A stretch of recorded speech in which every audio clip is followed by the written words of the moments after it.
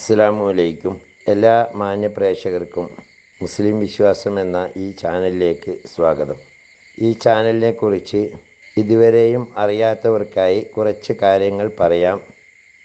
ഇത് ഇസ്ലാം മതവിശ്വാസികൾക്ക് മതത്തെക്കുറിച്ച്, പ്രത്യേകമായി മതത്തിലെ കർമ്മശാസ്ത്ര വിധികൾ, അതുപോലെ പരിശുദ്ധ ഖുർആനിലെ ആയത്തുകളുടെ വിവരണങ്ങൾ, തഫ്സീറുകളെ അടിസ്ഥാനമാക്കിയുള്ള വിവരണങ്ങൾ, ഇസ്ലാമിക ചരിത്രങ്ങൾ, ഇസ്ലാമിക വിശ്വാസ സംബന്ധമായ കാര്യങ്ങൾ, ഒരു മനുഷ്യൻ്റെ തൊട്ടിൽ മുതൽ കട്ടിൽ വരെ എന്ന വിധത്തിൽ പരിശുദ്ധ ഖുർആൻ നിഷ്കർഷിച്ചിട്ടുള്ള നിയമവ്യവസ്ഥകൾ മുതലായവ അറിയാവുന്നവരെ കൊണ്ട് അറിയാത്തവർക്ക് പറഞ്ഞു കൊടുക്കാനുള്ള ഒരു വിജ്ഞാനവേദി എന്ന നിലയിലാണ് ഈ ചാനൽ മുന്നോട്ട് കൊണ്ടുപോകുന്നത്.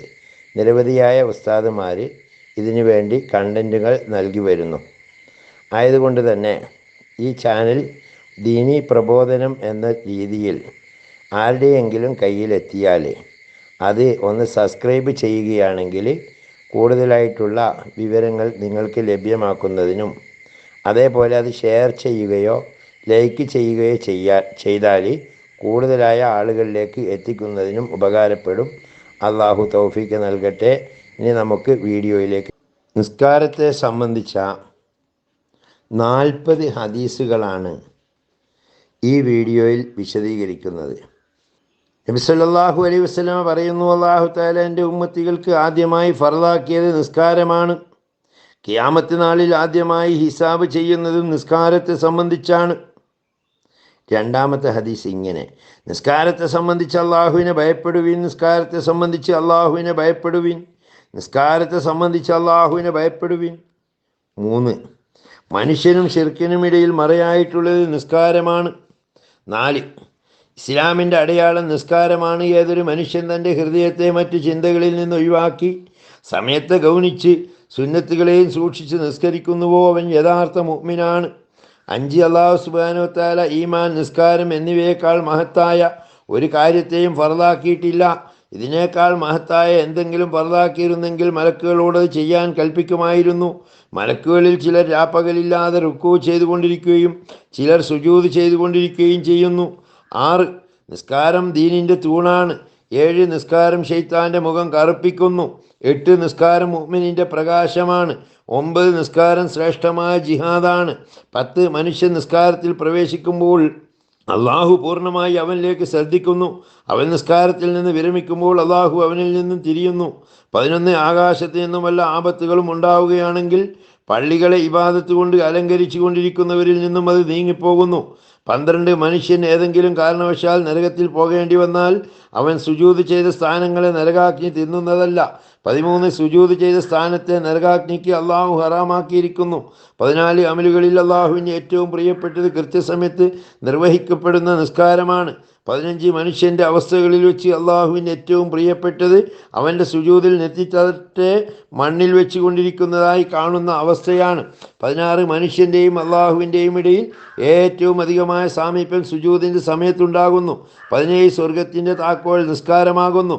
18, മനുഷ്യൻ നിസ്കാരത്തിന് വേണ്ടി നിൽക്കുമ്പോൾ സ്വർഗത്തിൻ്റെ വാതിൽ തുറക്കപ്പെടുകയും അവൻ ചുമക്കുകയോ മറ്റോ ചെയ്യാത്തിടത്തോളം സമയം അള്ളാഹുവിൻ്റെയും അവൻ്റെയും ഇടയിലുള്ള മറ നീക്കപ്പെടുകയും ചെയ്യുന്നു. 19, നിസ്കരിക്കുന്നവൻ രാജാതിരാജൻ്റെ കതക് മുട്ടുന്നവനാണ്. മുട്ടിക്കൊണ്ടേയിരിക്കുന്നവന് തുറക്കപ്പെടുമെന്നത് പൊതു നിയമമാണ്. 20, ദീനിൽ നിസ്കാരത്തിനുള്ള സ്ഥാനം ശരീരത്തിൽ ശിരസ്സിനുള്ള സ്ഥാനം പോലെയാണ്. 21, നിസ്കാരം ഹൃദയത്തിൻ്റെ പ്രകാശമാണ്. ആരെങ്കിലും തൻ്റെ ഹൃദയത്തെ പ്രകാശമാക്കി തീർക്കാൻ ഉദ്ദേശിക്കുന്നുവെങ്കിൽ അവനത് സാധിച്ചു കൊള്ളട്ടെ. 22, ആരെങ്കിലും നല്ലവണ്ണം വുളൂ ചെയ്ത ശേഷം ശരിയായ ഖുശൂ ഖുളൂ ഭയഭക്തിയോടുകൂടി 2 or 4 റക്അത്ത് നിസ്കരിച്ചുകൊണ്ട് അള്ളാഹുവിനോട് പാപമോചനത്തിനായി തേടിയാൽ നിശ്ചയം അള്ളാഹു അവന് മാപ്പ് ചെയ്തു കൊടുക്കുന്നതാണ്. 23, ഭൂമിയുടെ ഏതെങ്കിലും ഭാഗത്ത് വെച്ച് നിസ്കാരത്തിലൂടെ അള്ളാഹുവിനെ സ്മരിക്കുന്നതായാൽ ഇതര ഭാഗങ്ങളോട് ആ സ്ഥലം അഭിമാനം കൊള്ളും. 24, ഒരു മനുഷ്യൻ 2 റക്അത്ത് നിസ്കരിച്ചുകൊണ്ട് ഏതെങ്കിലും കാര്യത്തിനായി ദുആയിരക്കുകയാണെങ്കിൽ അള്ളാഹു തആല അതിനെ കബൂൽ ചെയ്യും. ഒന്നുകിൽ പെട്ടെന്ന് തന്നെ ഉത്തരം നൽകും, അല്ലെങ്കിൽ എന്തെങ്കിലും നന്മയ്ക്ക് വേണ്ടി പിന്തിച്ചു കൊടുക്കും. എന്നാൽ കബൂൽ ചെയ്യുമെന്നുള്ളത് തീർച്ചയാണ്. 25, ഒരാൾ അള്ളാഹുവും അവൻ്റെ മലക്കുകളുമല്ലാതെ മറ്റാരും അറിയാത്തവണ്ണം ഒറ്റയ്ക്ക് 2 റക്അത്ത് നിസ്കരിച്ചാൽ അവന് നരകാഗ്നിയിൽ നിന്ന് മോചനം ലഭിക്കുന്നതാണ്. 26 ഒരാൾ ഒരു ഫർദ് നിസ്കാരം നിർവഹിച്ചാൽ അള്ളാഹുവിൻ്റെ തിരുസന്നിധിയിൽ മക്ബൂലായ ഒരു ദുആ അവനുണ്ടാകുന്നതാണ്.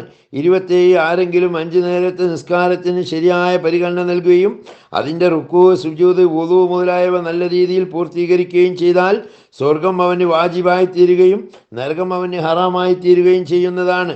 28 ഒരു മുസ്ലിം 5 നേരത്തെ നിസ്കാരത്തിന് ശരിയായ പരിഗണന നൽകി നിർവഹിക്കുമ്പോൾ ശൈത്താൻ അവനെ ഭയന്നുകൊണ്ടിരിക്കും. അവൻ നിസ്കാരത്തിൽ കുഴപ്പം കാണിക്കാൻ തുടങ്ങിയാൽ ശൈത്താന് ആ വ്യക്തിയുടെ മേൽ ധൈര്യമുണ്ടാവുകയും ഏതെങ്കിലും നിലയിൽ അവനെ വഴിതെറ്റിക്കാനുള്ള ആശയുണ്ടാവുകയും ചെയ്യുന്നു. 29 സർവ്വ അമലുകളെക്കാളും ശ്രേഷ്ഠമായത് ആദ്യ സമയത്ത് നിസ്കരിക്കലാണ്. 30 നിസ്കാരം ഓരോ മുത്തക്കിയുടെയും ത്യാഗമാണ്. 31 അള്ളാഹുവിൻ്റെ അടുക്കൽ എല്ലാത്തിനേക്കാളും കൂടുതൽ പ്രിയങ്കരമായത് നിസ്കാരം ആദ്യ സമയത്ത് തന്നെ നിർവഹിക്കലാണ്. 32 സുബഹി സമയത്ത് നിസ്കാരത്തിനായി പോകുന്നവൻ കയ്യിൽ ഈമാനിൻ്റെ കൊടിയുമേന്തി പോകുന്നു. അങ്ങാടിയിൽ പോകുന്നവൻ കയ്യിൽ ശൈത്താൻ്റെ കൊടിയുമേന്തി പോകുന്നു. 33 ളുഹർ നിസ്കാരത്തിന് മുമ്പുള്ള 4 റക്അത്ത് സുന്നത്ത് നിസ്കാരത്തിൻ്റെ സവാബ് തഹജ്ജുദ് സമയത്തുള്ള 4 റക്അത്തിൻ്റെ സവാബ് പോലെയാണ്.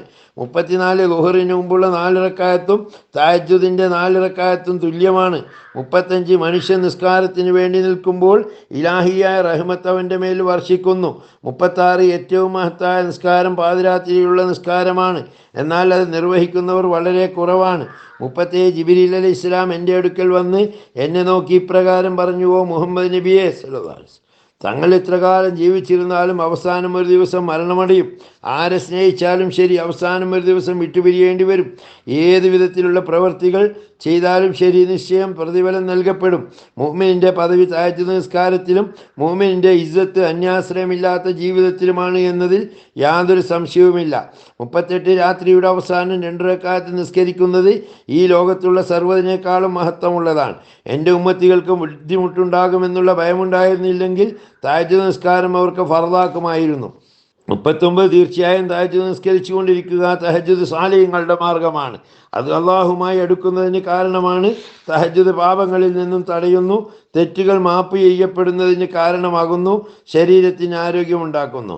40 അള്ളാഹു സുബ്ഹാനഹു വ തആല ആജ്ഞാപിക്കുന്നു: അല്ലയോ ആദമിൻ്റെ മകനെ, പകലിൻ്റെ ആരംഭത്തിൽ 4 റക്അത്ത് നിസ്കരിക്കുന്നതിൽ നീ അലസത കാണിക്കരുത്. ഞാൻ പകൽ മുഴുവൻ നിൻ്റെ കാര്യങ്ങൾ ഏറ്റെടുത്തുകൊള്ളാം. ഈ 40 ഹദീസുകൾ നിസ്കാരത്തെ സംബന്ധിച്ചുള്ളതാണ്. ഇത് കാണാതെ പഠിക്കാനെങ്കിലും ഓരോ വചനമെങ്കിലും അതിൻ്റെ ആശയമെങ്കിലും മനസ്സിലാക്കാൻ ഓരോരുത്തരും ശ്രമിക്കണം. നിസ്കാരം, പ്രത്യേകിച്ച് തഹജ്ജുദായാലും ഫർദ് നിസ്കാരങ്ങൾ പള്ളിയിൽ ചെന്ന് നിസ്കരിക്കുന്നതിലും പ്രാധാന്യം കൊടുക്കുന്ന സൂക്ഷ്മതയുള്ളവരിൽ അള്ളാഹു നമ്മെ ഉൾപ്പെടുത്തുമാറാകട്ടെ. വാഹിർ ദഅ്വാനാ അൽഹംദുലില്ലാഹി റബ്ബിൽ ആലമീൻ. അസ്സലാമു അലൈക്കും വറഹ്മത്തുള്ളാഹി തആല വബറകാതുഹു.